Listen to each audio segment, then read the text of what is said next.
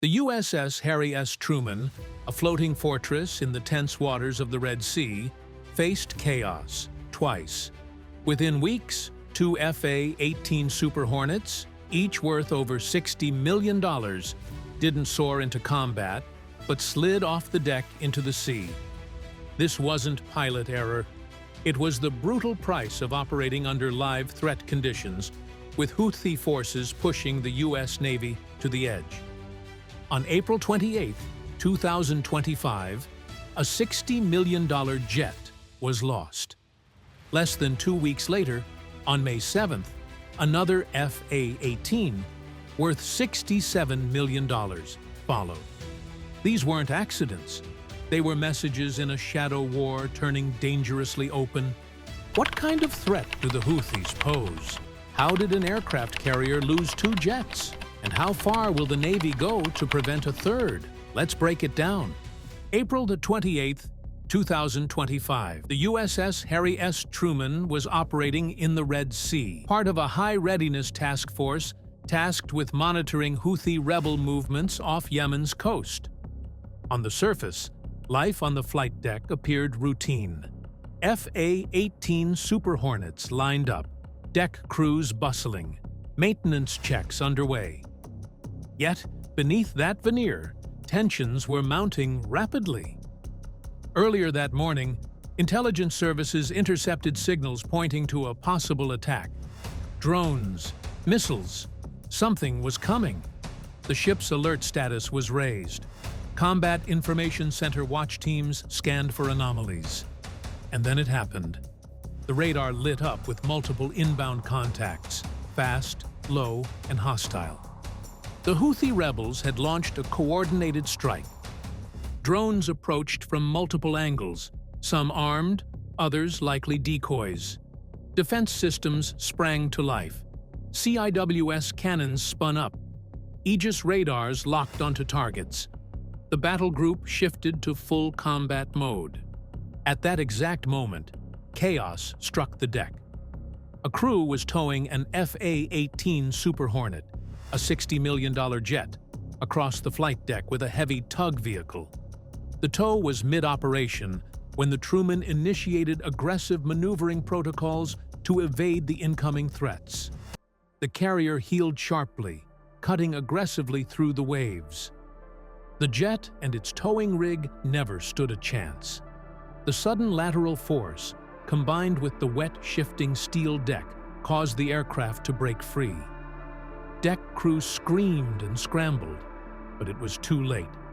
In under 5 seconds, the 60,000-pound fighter jet slid, tipped, and plunged off the edge of the deck. The tow vehicle followed it into the abyss. A sailor working nearby was injured amid the commotion, later thankfully reported with only minor injuries. But the jet was gone, sunk beneath the Red Sea, resting now on the ocean floor. Official Navy statements initially called it a non-combat accident, a technical term meaning no weapons were directly involved. But insiders knew better. This wasn't bad luck. It was the result of a live combat situation playing out in real time. The Truman didn't lose a jet on a sunny training day. It lost it during a live drone and missile assault from Iranian-backed militants. CNN later confirmed the evasive maneuvers were in direct response to multiple Houthi launch signals. Sources told the U.S. Naval Institute the attack was real and dangerously close. And here's the critical point. The Truman did not halt operations. Deck crews kept launching aircraft. Strike groups responded. Systems remained locked on potential threats. Because when you're floating in hostile waters with 5,000 souls aboard, hesitation is not an option. It was a rare moment. A multi-million-dollar jet lost, not in direct combat, but because combat erupted all around it. Swift, unexpected, real. The May 7th loss, resulting from a failed landing, also occurred on a day when the Houthis reportedly targeted Truman. This suggests that the high operational pressure, compounded by constant threats, and the need for rapid, precise actions under stress plays a significant role. Even routine operations become inherently riskier when executed on the front lines. The U.S. Navy does not take losses lightly, especially when one of its fighter jets sinks to the ocean floor during a live enemy attack. In the hours following the April 28th incident, the atmosphere aboard the Truman shifted, not just to defense, but to retaliation. Though the Navy officially labeled the loss as a non-combat incident, insiders knew better. What most people didn't see was what happened behind the scenes. Satellite imagery, drone surveillance, and radar telemetry had already pinpointed the Houthi drone and missile launch zones scattered across western Yemen. Command did not wait. Within hours, a package of retaliatory airstrikes was approved. The operation, classified but widely seen as part of Operation Rough Rider, involved coordinated attacks between the Truman's air wing and nearby destroyers. EA-18G Growlers were the first to launch, tasked with jamming Houthi sensors and blinding early warning systems. Seconds later, waves of FA-18 Super Hornets screamed off the deck, armed with precision weapons targeting radar sites, drone launch pads, and command bunkers. Simultaneously, destroyers in the area launched volleys of Tomahawk cruise missiles, programmed with GPS coordinates derived from live drone imagery. But this wasn't just about hitting back. This was about reasserting control. The Pentagon, though publicly cautious, made it clear internally: if the Houthis continued to escalate, U.S. forces would escalate harder. Since mid-March 2025, the U.S. had carried out over 800 precision strikes on Houthi targets. April 28th was no exception. It was another link in a long chain of operations designed to suppress their growing capabilities.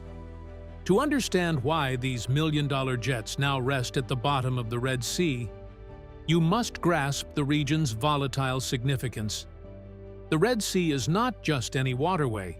It's a key artery of global trade, with about 10% of all shipping passing through the Bab el-Mandeb Strait.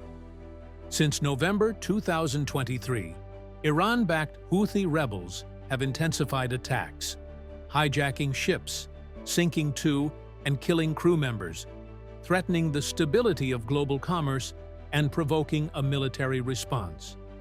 The USS Harry S. Truman was deployed to the area 8 months prior to the April 28th incident as part of Operation Rough Rider, a U.S. campaign to degrade Houthi capabilities through airstrikes and naval blockades. Serving as a floating airbase, the Truman launched daily missions against Houthi assets deep inside Yemen. But this relentless pace exposed vulnerabilities. The Houthis, increasingly armed with Iranian-supplied missiles, drones, and GPS-guided rockets, focused their attacks on high-value targets like the Truman. Intelligence warned they were developing complex swarm tactics to overwhelm U.S. defenses. On April 28th, intercepted signals revealed an imminent strike. The Truman's alert level surged as drones closed in from multiple angles. Defense systems roared to life, and the carrier executed sharp maneuvers to evade incoming threats. Amid the chaos, anything unsecured became a liability, including the $60 million jet lost overboard during evasive action. In the lead-up, the Houthis had already downed 7 U.S. MQ-9 Reapers, sending a clear message. They wanted the U.S. out, but Washington had no plans to withdraw. The Truman wasn't just a war machine. It was a 100,000-ton symbol of American power.